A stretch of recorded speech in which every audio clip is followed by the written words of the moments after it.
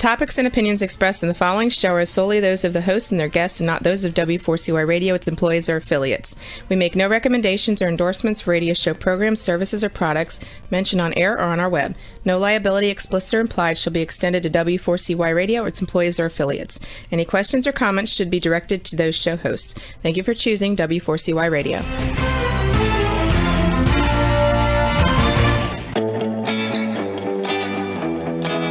Are you ready to take a journey? Let's connect with the healers of the world. It's that time. It's time for the Language of Healing on W4CY Radio and Talk4 TV. Now here's your host, Emotional Wisdom Training Specialist Nicole Fortin.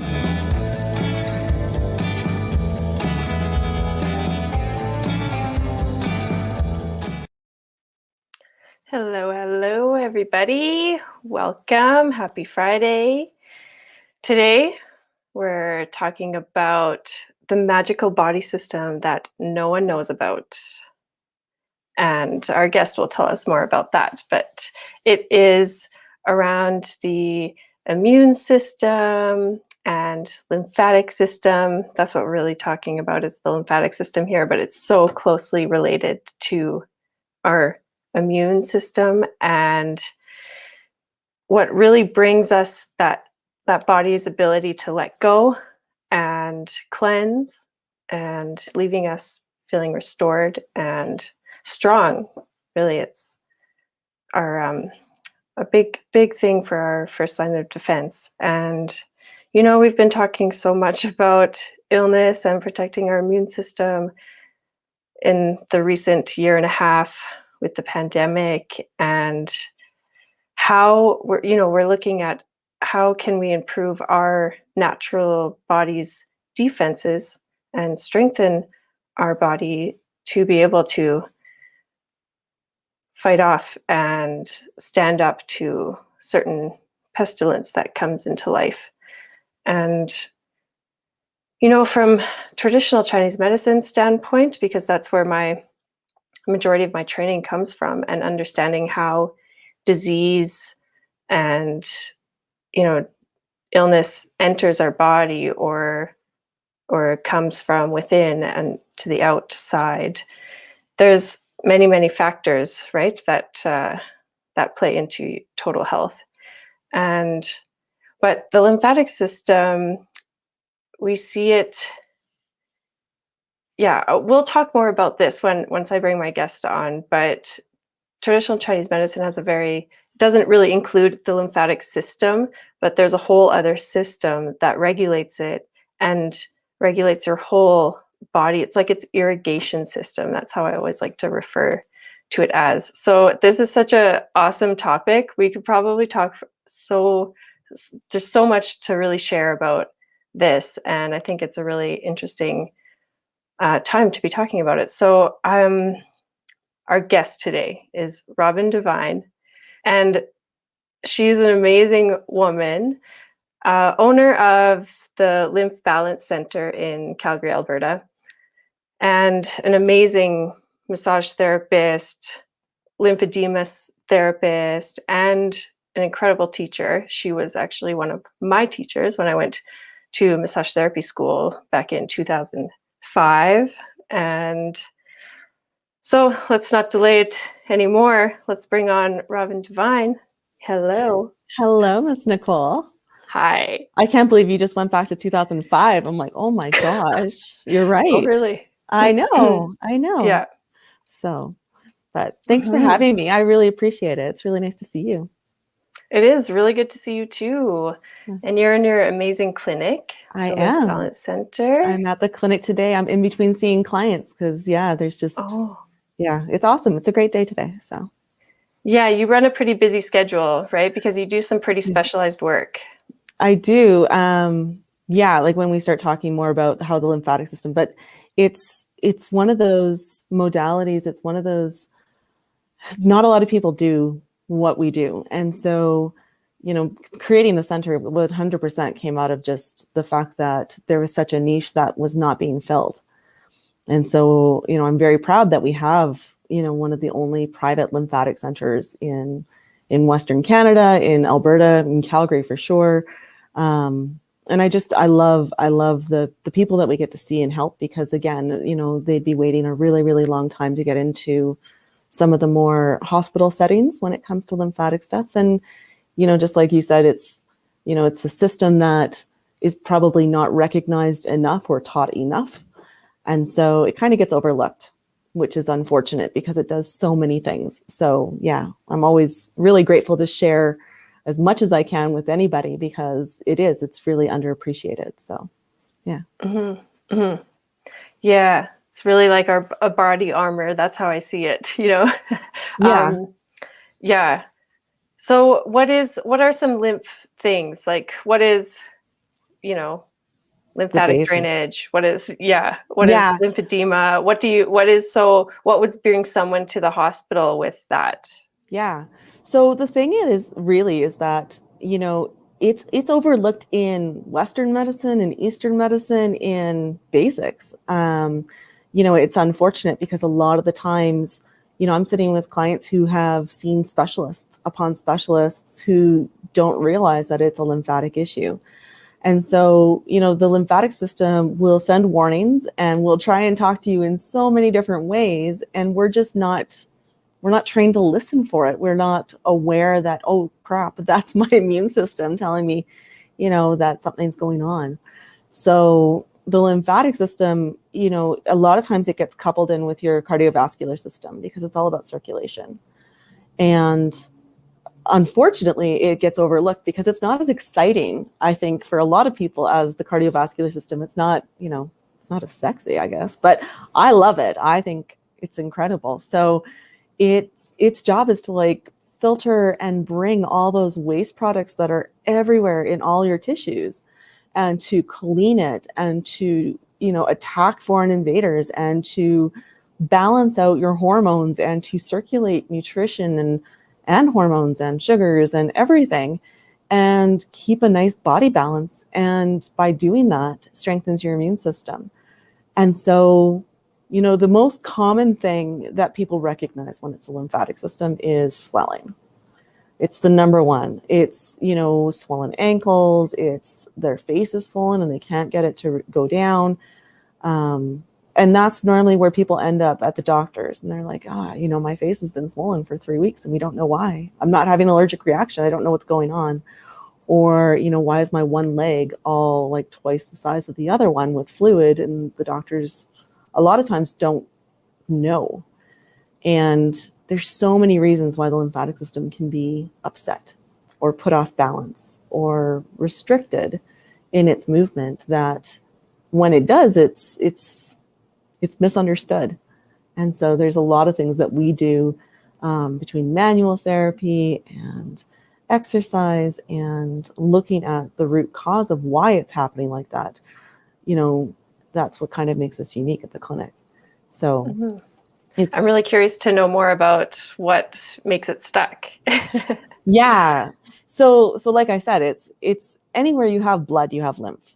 And so that's the one thing that gets misunderstood. Everybody thinks, oh, it's just got to be my lymph nodes. But anywhere you have blood, you have to have the lymphatics, because wherever there's blood, there's, you know, oxygen and nutrients and all those things being given to your cells. But at the same time, your cells are giving away their waste products and saying, please take this away. And for the longest time, we were always under the impression that it was actually the circulatory system, the veins, that were carrying away all that material. And that's how I was taught in school. I was like, oh, you know, waste products get picked up by the veins and it gets carried back to the heart and life goes on. And what actually, it's actually a fairly new discovery. It was sort of back in like 2009, 2010, where they actually found by doing research that 90 to 98%, some books even say 99% now, of all the waste products in your tissues gets picked up by your lymphatics. And so, and it's pretty superficial, right? Like, yeah. So like for, you know, just a bit of description, the lymphatic system is so close to your skin, the surface, you know, and then the skin being an excretory system too. Yeah. Right. So like 70% of all your lymph is right under the skin. And so that's why, as a lymphatic therapist, you know, we never call it lymph massage because it doesn't feel anything like massage. But what we do is we're helping support that superficial movement which is going to affect 70% of all your lymph, right?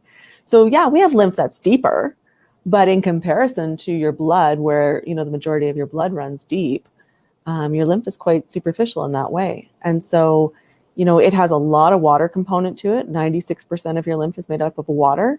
And then the rest of it is, you know, waste products. And it could be foreign cells, it could be damaged cells, it could be cancer cells, it could be a virus, it could be bacteria, it could be cellular waste, hormones, so many things, proteins, plasma proteins that get leaked into your tissues, get picked up by the lymphatics. And so we take that, all that fluid that, you know, is considered to be waste in that way, and our body says, look, I don't want to just throw it out. Can we recycle in some way? And so if it's 96% water, yeah, let's save that, because that's really important to our body function. And so it takes it to lymph nodes, and lymph nodes I treat and explain to clients, it's kind of like a little water treatment plant, and it filters and it clears, and there's your immune cells are living in your lymph nodes, and they're looking for foreign pathogens, bad guys. They're looking for viruses and parasites and all those things, and they attack them, which is great. And we want that lymph to go through as many lymph nodes as possible. So that's why lymph nodes are found in clusters. You know, we all understand about the lymph nodes underneath our neck, because when we are sick and we have a cold, you know, they go and check underneath our neck and all that kind of stuff. But you have anywhere between 800 to 1,000 lymph nodes throughout your entire body. And half of them are in your deep abdomen, in your gut. So Right. we Helping want, support like the colon, you know, Yeah. like the small intestine. And, yeah. And all the stuff you're absorbing from the food that you eat, right? So we want to make sure there's no weird, yucky stuff on the food you eat and take it into your system. So we want to clean this and put it through our lymph as much as we can in our lymph nodes. And eventually that fluid does get dumped back into your bloodstream right at the base of your neck. Mm-hmm. And so it is this amazing... Out the left thoracic duct. Well, yeah, it can. Yeah, it depends on where it's coming from, but either like the thoracic duct, yeah, absolutely. And so, and then it gets put back in your bloodstream. And your blood does what it can with it. It'll take it to the surface, and you might excrete some of the waste products via sweat or oil on your skin. It might go to the lungs, and you excrete it out through, you know, exhalation. Most of it hopefully will go to your kidneys, and you'll filter it out and just make a lot of awesome urine. And that's one of the major ways, you know, after doing lymphatic treatment, everybody's always surprised that they're peeing more and that it's changed color or smell or whatever. And it's because you're getting rid of waste products, and it's amazing. So, yeah. So lymphatic drainage is a technique that you use to help facilitate the drainage. Yeah. Proper drainage, like unstuck the... Yeah, to basically look stagnation, and say, you know? yeah, and we're looking for areas where it's not moving really well. So, you know, with clients, we talk a lot about, you know, it could be something as extreme as a surgical incision, right? So if you think of the lymphatics as all these little streams that are going through a park, and, you know, a beaver goes and takes up residence and puts down a whole bunch of sticks and makes a dam, what's going to happen? It's going to back flood, right? Your lymph has the same problem. It's, you know, can get blocked by surgical incisions, by, you know, scars, by muscle tension, by really tight restrictive clothing. All those things can actually really stop your lymph from moving. And so, you know, what we do as therapists is I'm going to go and look for beaver dams. I'm looking for where's their blockage that's preventing that fluid from leaving that area. You know, surgical scars are huge, and it might be a surgical scar that's like 20 years old, and it hasn't caused a problem until today, because today was just a day you made more lymph, and it just got stuck, and it started to not be able to drain as well as it did yesterday. Well, that's really interesting. Scars. What more could you talk about with that? Because I know, like, that's an area of focus that I love, because there, you know, anytime you cut the body, there's all these layers of tissue that then have to heal and repair, and then they form scar tissue, which, you know, always forms quite amazingly in crisscross pattern, like mishmash. Yeah. And then obstructed flow, and then 20 years later, it's like, yeah, that was 20 years ago. But okay, you've had 20 years of compensation for Yeah. that circulation. And that's the thing is like, you don't consider it. You're like, oh no, I've had this for, I had a C-section 20 years ago. Or no, I had reconstructive knee surgery 12 years ago, but why are my legs swelling today? And so, it's one of those things. It's the lymphatic system. It works so hard at moving so much fluid, and it does its job to the best of its ability every single day. Sometimes we just tip the scales. It's like, that old adage of like, it's the straw that broke the camel's back, right? Up until that point, it was doing its job despite having that blockage in the way. And then something happened. It was really, really hot out. Your body made more lymph. You tweaked your ankle and you made more lymph. And your body goes, I can't get past that. It's too much fluid to get past that restriction. And so a lot of the times we work with doing myofascial work and scar release to facilitate proper lymph movement and help them work together. And when fluid's been sort of stuck there for a long time, we call that chronic edema. That is where the fluid's been there past the initial trauma and, the normal time it would take for the body to recover that fluid. And it's been there, having fluid stuck in a tissue area for, longer than 2 weeks. That's pretty chronic. It's your body should have recovered that. So absolutely scar tissue. And even, take it away from just being regular scar tissue, like think of sprains and strains, right? You and I experience it all the time with clients that they end up pulling a muscle and their body heals it. You might not see it superficially on the skin, but you can feel it down at the muscular level, and that will stop lymphatic fluid from moving. And it might not be significant like, lymphedema, which is a huge topic, but it's enough to cause some swelling to stay in that area. And everybody, I think, undervalues when you have excess fluid, what that does. It's heavy and it prevents joints from moving, and tissue is only designed to stretch so far. And if you push it to its limits with fluid, that can be really painful. And so it's, people are always surprised. They're like, why does this hurt so much? I'm like, because you're not supposed to swell there. Your body's not designed to do that. So yeah, it's going to be unhappy. And it's going to be telling you about it.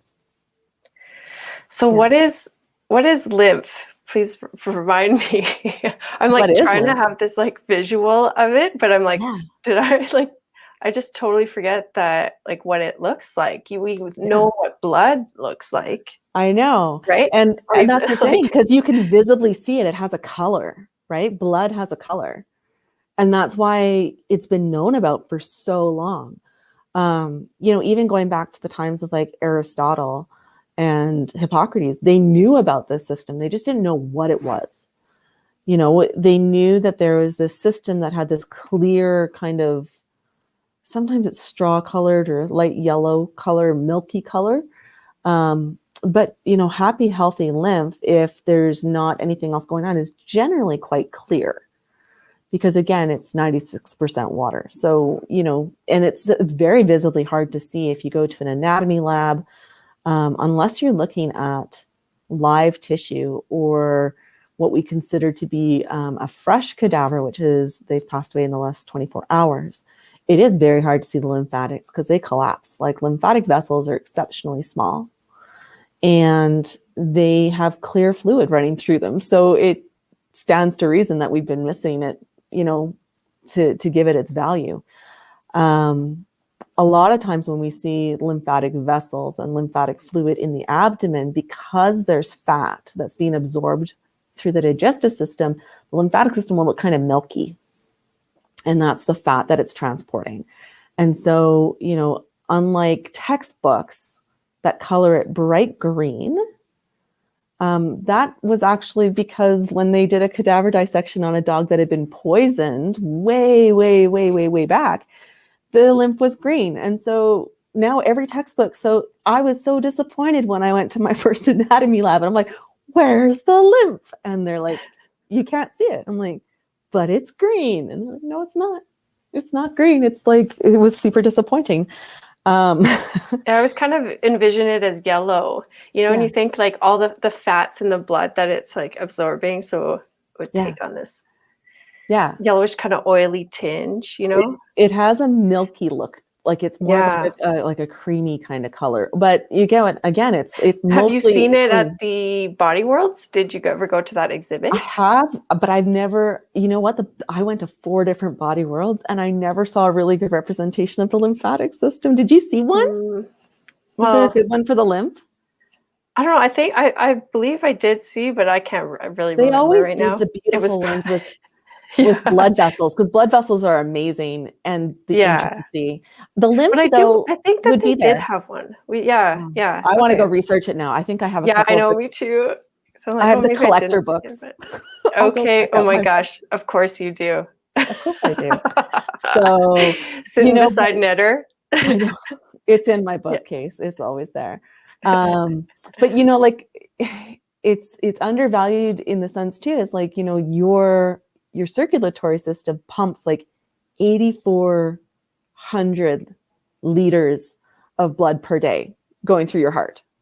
The lymphatic system pumps anywhere between like 1.5 to 4 liters through your thoracic duct. So volume wise, it's unimpressive. I still look at that. I'm like, that's a jug of milk in my fridge. Totally. Yeah. Like that's a lot of fluid. Yeah. And technically, if I had a lot of fluid and I got, we're going into Stampede week here in Calgary. If you were out and you were drinking and you sprained your ankle and then you got a sunburn, all these things cause more lymph production, which, I'm going to see this in the next week. This is what walks in the door. And so your body could move like up to 10 times your daily amount. You could move up to 30 liters of lymph per day with a fully functional system. So it's pretty impressive. I mean, it's impressive what our bodies do on a regular basis, unconsciously. Like we're not even aware of it, right? Yeah. And it does it just as part of its way to keep balance. So, I can understand why people might not think I don't know. I think it's amazingly exciting, which is obviously where, why I teach lymphatics and teach lymph drainage, is because it's so amazing. And, it's undervalued. They're like, oh no, you just, elevate your legs. And that helps. Ice and elevate legs. How do you feel about ice? What do you feel about ice? I mean, it's different. It's different with something that's like chronic edema or, but there's like acute swelling, like obviously the lymphatic system is working overtime. Yeah. Well, or just, does it act as a cushion maybe too, to protect tissues? Like if an acute injury? I think the initial swelling is so important. Yeah. I don't like to try and remove it. Even if you like applied ice and everything, you're never going to remove all the inflammation. The body needs to have that inflammation because, it needs to send in so many important things. It needs to send in, mediators of inflammation. It needs to send in chemicals. It needs to send in white blood cells. Like there's so many things that the swelling is good for. Now, obviously excessive swelling is not ideal. But that initial inflammation is important. So, as a lymph therapist, I don't actually do any work on an acute injury. It needs to have that. Once we get into subacute, absolutely, I'm there. Mm-hmm. And, but initial, you kind of need that reaction to happen. And you need those tissues to have that swelling to do its healing process. So I don't know, it's a huge thing in manual therapy about if you're pro or anti-ice, but I'm the middle ground. I'm like, if you need it for pain relief, use it for pain relief. But if, you're never going to remove all the swelling anyways. It's going to keep coming back until the tissue heals. Well, and from Chinese medicine perspective, like the idea of ice, it stops circulation. It stops flow. Yeah. It stops the swelling from happening, right? So then it only really delays healing a bit, right? Because then the body's going to have to now warm itself up, use energy to warm itself up, and then start healing versus just healing just allowing it to do its thing. But yeah, for pain, I mean, that's, there's I obviously get it. Yeah. I have young kids. There's a lot of times where I'm like, you just smacked your head, put some ice on that. Let's go. Because, it's going to make the rest of the day more tolerable, and they're going to decrease in pain, and they're going to be able to tolerate the healing process. But yeah, I think sometimes it gets used excessively. And so, I don't feel like that does anything positive for rebuilding, creating proper scar tissue, all that kind of stuff. Right. So, yeah. Mm-hmm. Yeah. Yeah. So really where the work shines is in more of like a chronic, the subacute chronic swelling. Yeah. So what we end up doing is, for if there's been swelling that's been there for a long time, or congestion, someone's feeling it. A lot of times, clients will sort of bring themselves in. When it comes to limbs, it has to be pretty extreme swelling, because most of the time they just think it's heat related or it's not a big deal. But even a minor amount of swelling in the head feels horrific. Like, we all know what it feels like to have that extra congestion in our sinuses, right? Right. Yeah. But when somebody's neck is all swollen, or their eyelids are swollen, they can't open their eyelids, that kind of stuff, that's where we sort of come in. And so pre and post surgical, we do so much work with that, because we really help clear the surgical field before surgery, which is going to promote better healing. It's going to promote better scarring. You're going to have minimal scarring. And then post, we're also helping prevent, just by keeping the immune system boosted and by circulating a whole bunch of beautiful cells, we're going to prevent postoperative infections, or we're going to minimize them at least. And we find postoperative swelling is down. So for that reason, we actually see so much cosmetic surgery clients, which I was never expecting. I was like, nope, I'm going to be working with knees and shoulders, and, but it makes sense. You're dropping, I did not realize how much serious coin to do cosmetic surgery. And you don't want to swell after that. You want to look your best because you just paid for it. So, we have a lot of plastic surgeons that refer to us to keep the swelling down so the healing is better. And that kind of blew my mind. So, yeah. Interesting. Yeah.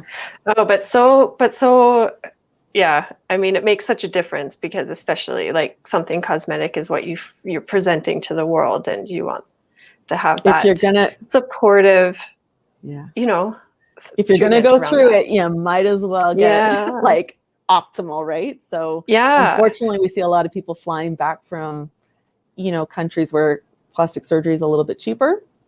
And so then we get like, severe scarring, and then flying doesn't help swelling at all, right? Flying makes things worse. And so then we're in, intensive work for about 1.5 to 3 weeks, just trying to get the swelling under control.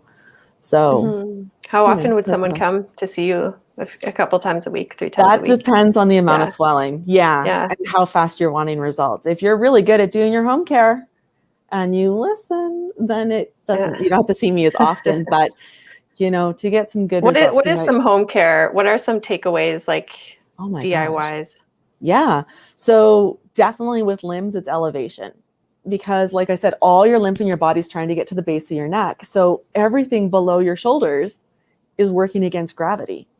So if you have swelling in your hands, keeping them above your head, huge. If you have swelling in your ankles, elevate your ankles, right? So when you are sitting, try and elevate them above your heart, because that's going to just let gravity do its thing. If you're flexible enough to put your feet up the side of the wall and have your feet straight up sort of idea, massive. One of the best things you can do for circulation in the legs is swimming and being in water. If you can be in water that's chest deep, you actually have more pressure from the surrounding water around your feet. There's more pressure than I can put you in a compression garment. It's amazing. Better than me putting you in just buy a pool and stand in it all day. No. So if you can do like deep water exercise. This is my bubble pool now. I'm just walking around everywhere. Well, but have you seen those machines? These machines kill me, but I think they're awesome. It's like a treadmill underwater. Have you seen those? Oh, okay. You're going to research it now, and I'm sure my phone's going to start showing me a whole bunch of ads for them. But anyways, it's like a standing up bathtub, and it's got a treadmill in it, and it's for resistance training. Okay. But cool. it's perfect for lymph issues in the legs. And part of me is waiting to have enough money. I need a generous donor, if you know anyone, to buy one for the clinic so I can have this on site. I have a weird Christmas list. But swimming is huge. Swimming's huge. Do you know about rebounders? They're like tell us. The little trampolines. Yeah. They're ones that everybody like in the 70s and 80s had one at home. And I used to think my parents were lame because they bought us the smallest trampoline in the world. But it's designed for circulation. Right. And so if you go on a rebounder and you just do like little tiny movements through the rebounder, it pumps lymph and circulation through your legs so much. You go on that for 10, 15 minutes. It's like going for an hour walk. It's amazing for circulation. Amazing. So yeah, there's dry brushing, and there's so many YouTube videos about how to do dry brushing, and it works really well for lymphatic stimulating movement. Obviously the thing that I see the best result is receiving lymph drainage therapy, but that's, obviously why I do what I do. So, and compression garments, and there's compression pumps, and, it's come such a long way from where we used to not understand nor respect what the lymphatic system, what happens when it gets mad. And, that's the big condition that, people are always worried about is if you type in lymphedema into a Google search or any kind of search engine, you will see some of the worst pictures because they're going to show you the most extreme cases. But it's been around for centuries. People have had broken lymphatic systems or damage, and they just never left home, or they wore a skirt all the time, or, it was just big-legged Nelly. I don't know. It's just, it wasn't understood. And so it's only been in the last, 100 years, really, where we look at when the lymphatic system gets damaged, that's lymphedema.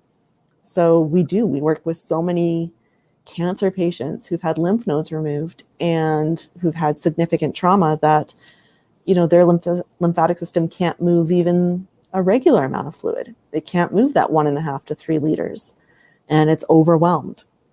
And so, we are the only private lymphedema clinic in the city as well, where, people don't have to wait to get into the government-run facilities, because right now, unfortunately, here in Calgary, we're looking at 22 months to get into those centers. And so for us, and are they doing the same kind of work that you're doing? They do. They don't do the hands-on therapy, though. And so for lymphedema care, they'll do compression wrapping, they'll do exercise, they'll give them skincare stuff, but they're not going to do as much of the hands-on. And that's what we have sort of as a feather in our cap that I love, is that we can allocate that time and do the hands-on therapy, which, I feel like without it, you're just, you're trying to push water up a hill and not having any recourse for when it tries to come back down, right? So it's a package thing. You need to look at all the components to really make a good result. So yeah. So our listeners and our viewers can find you at www.lymphbalance.com. Absolutely. Yes. Yeah. That'll take you to the Lymph Balance Center and see all of the amazing. You have quite a few therapists working. I do. I have an awesome team, and most of them either I had the joy of teaching them, or they've taken training somewhere else, and we work as a team because there's no way I could see all the lymph clients myself. This is why I had to create the clinic. There was no other options. Mm-hmm. And so you've been in this for quite some time, right? I have. Well, this. You wanted to bring up this whole 2005 thing. Like, that's actually when I got into lymph. That's when I started. Okay. And it's 16 years now doing lymph. Mm-hmm. And I still take as many courses as I can from different people about it, because there's so many things that are still being discovered about it, and lymphatics in the brain. And I do lots of lymphatic eyeball work, which who would have told me 15 years ago I'd be hanging out with people's eyeballs, helping with swelling. Amazing. I don't think I would have believed them, to be honest, but no, I love it. And so I've had sometimes people, like usually Chinese people that know about acupuncture, and they'll ask for like needles in the eyes. I'm like, oh, this is so cool. You know, I get like, not many people will let me needle the eyeballs. Well, it's not the eyeball, right? Obviously, but still, but in the space there. But it's like so good for vision and swelling, and you know, the urinary bladder line starts inner canthus and then up around whole back of the body. And that's so then in Chinese medicine, I don't know if you've researched or know much about this, because lymphatic system isn't called that. Like, you know, we also don't have a pancreas, you know, like pancreas is real. I'm not quoting pancreas. No, I know what you mean. We don't have something, you know, it's like it's kind of lumped in together in like another system. But lymphatic, we have this channel or this organ that is called the sanjiao or triple warmer. So it's not really an organ, but this is what I relate to as the irrigation system of the body. Like it regulates the upper, you know, upper, middle, and lower spaces of our body, torso.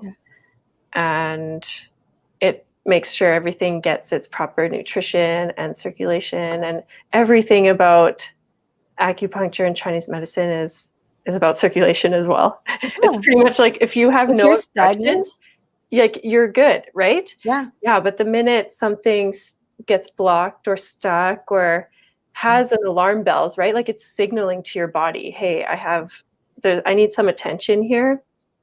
You know, it's not always the lymphatics is the same. Like, you know, it's if it's not moving, that tissue becomes unhealthy. When we see stagnant fluid, you know, in the legs, in the organs, etc. And, you know, even to the same point is emotions get stuck in that fluid. And we see a lot of like huge emotional trauma and so on. And you have this swelling and you start releasing the swelling and the person, it's like, I don't know why I'm processing this from 30 years ago, but I fell off a horse. And you're like, yeah, it's all connected, and stagnation's not good for anything, right? Yeah. No, really not. Like I just always think of like a stagnant pond, like that's where mosquitoes live, and who really wants to like enter that? Yeah. I always explain it like a slough. I'm like, if you grew up near a farm, you're going to understand the slough term, but it's like this pond that nothing fresh comes in and nothing leaves, and pond scum and bacteria and the gross stuff grows. And lymphatic fluid, when it's stagnant, sometimes it'll even come out through the skin because it's just trying to get out. And so you get these like little sores that become blisters and it leaks out. And I've smelt a lot of bodily fluids in my time, and lymph, that is up there. That is nauseating. I have to breathe in through my mouth a lot through working with somebody with that. It's not good. Yeah. It's not good. Yeah. So by smell alone, I wouldn't encourage it. Yeah. It is nauseating. That's definitely, I remember seeing in China, we were doing like, well, I was just observing, but these small incisions for like little pustules like that, right? That just have lymph, and then just like to drain the lymph. And yeah. I know. And there's a lot of people who think that if they have that kind of swelling, that they should just go and have it aspirated, you know, with a needle. And there's times where that can help. But if the system itself is broken, even if you remove the fluid via a needle, it's going to come back. The system itself isn't functioning. So it's taking care of the system. Okay, so also then with the sanjiao and the triple warmer, there's a Japanese style acupuncture called around Hara diagnosis, and Hara means the abdomen. So everything is diagnosed with the abdomen and worked. And then you pick your points and you're checking, you know, to see if that opens up the pathway or not. You know, it's so cool to read the body in like a different way. But it makes sense. It totally makes sense. But it's such a superficial modality. You know, it's like, how is this doing anything for me? Well, and when we get into the abdomen, we definitely do go deeper, because of course there's so many lymph nodes and your cisterna chyli and all these structures that are very lymphatic are deeper in the abdomen. So that's probably the one big area that we go deeper.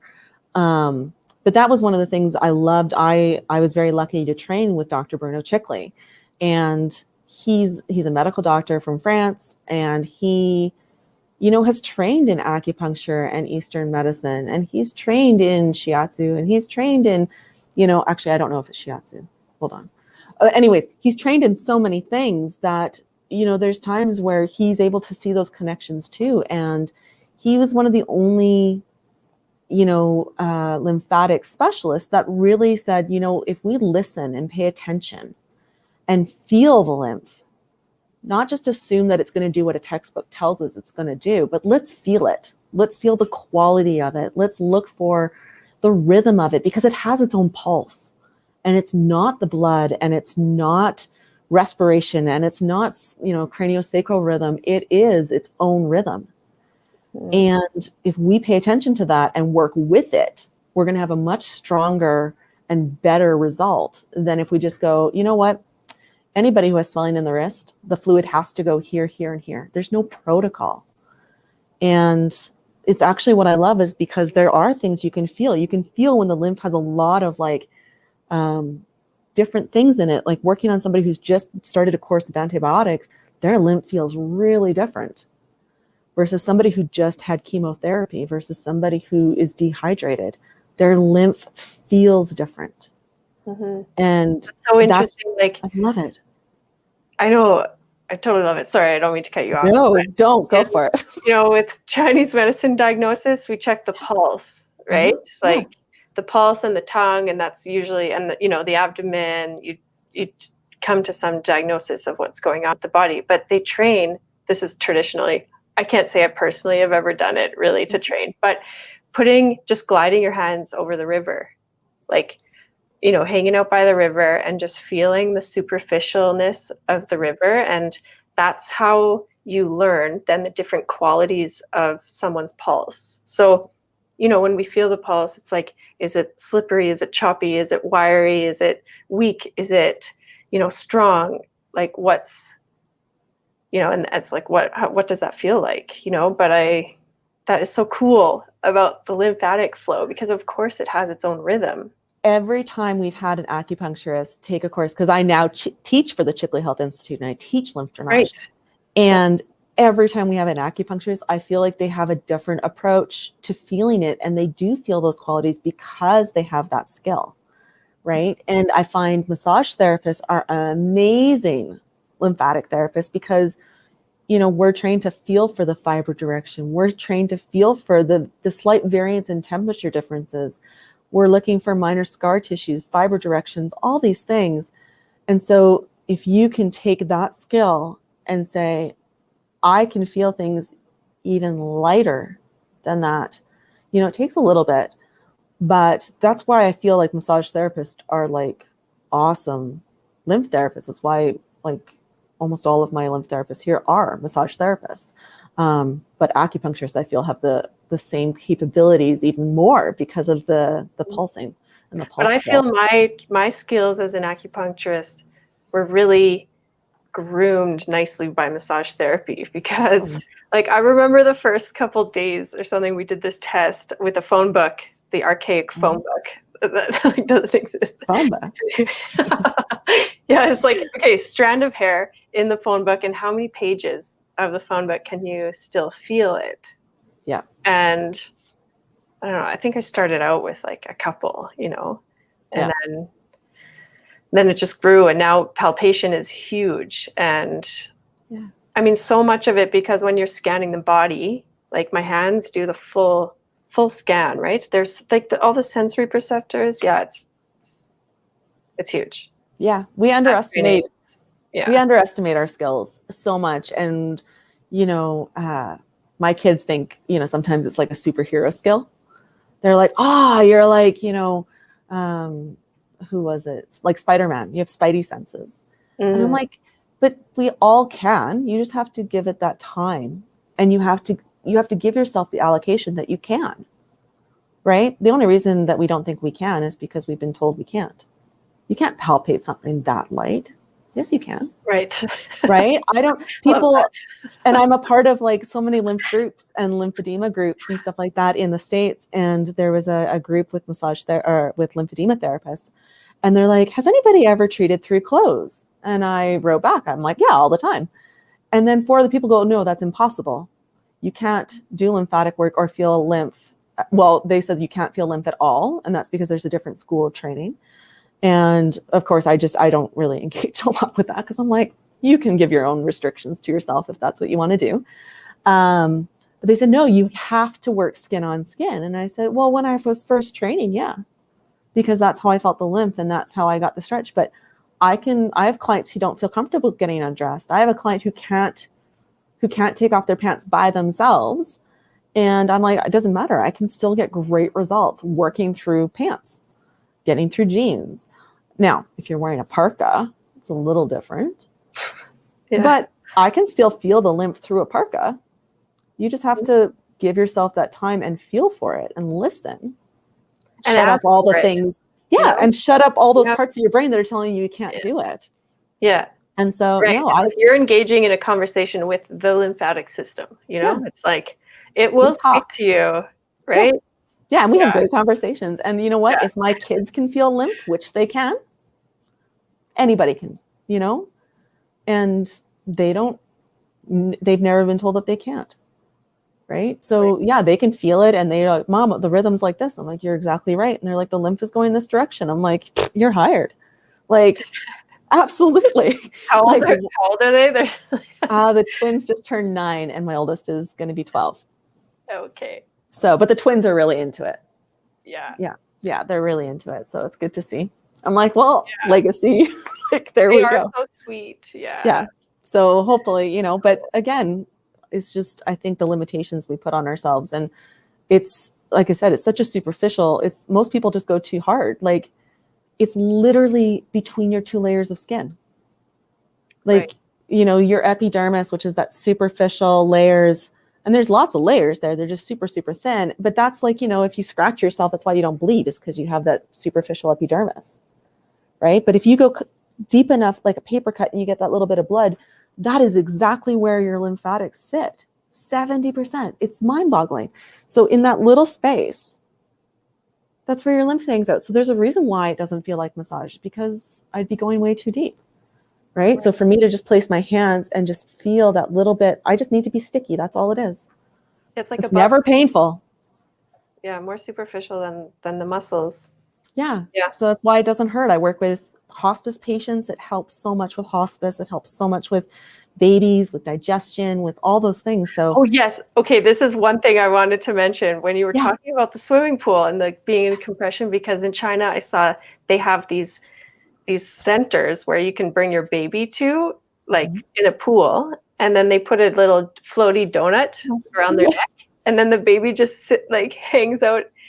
And do you think that's like to circulate? I mean, there's so many like stretching out. It's just so nice for. But even just consistent pressure like that, your nervous system, everything. Like, oh, what a gift! I know. Love it. I wish I could just take my kids and drop them at a pool and just with like floaties around their necks, like just float. Yeah, go float. Yeah. Well, I hope that that one of those machines gets to your center. Yeah, I know. My team is like, when are we getting our own swimming pool? And I'm like, well, we need a little bit more time in the business to do that. But it's on the dream board. You know, it's up there. Yes. So well, you could talk with the people that support you and yeah. And the clients that we see are it's such a great thing to be able to offer. And I'm really hoping I can help create some other spaces in other big cities, because it's just such a need. So yeah. Amazing. This is so wonderful to have you share with us all the wonderful things that you do. I'm so glad that we could make it work. Yeah. Okay, so I hope everyone has a safe stampede for those in Calgary. Yeah, watch out for the sunburns, people. Sunburns, the excessive drinking, all of that stuff. The cowboy boots, it'll do you. Cowboy boots. Yeah. Those are generally pretty comfy, though. You don't think? Yeah. It depends. If you're not used to wearing them, good luck. Okay, So. Robin, thanks so much for joining us today. And thanks to all our listeners for tuning in again. We'll have another great show for you next Friday. So enjoy your weekend. And we'll leave you with a question of what will you take with you from this conversation that will support you for the rest of your life?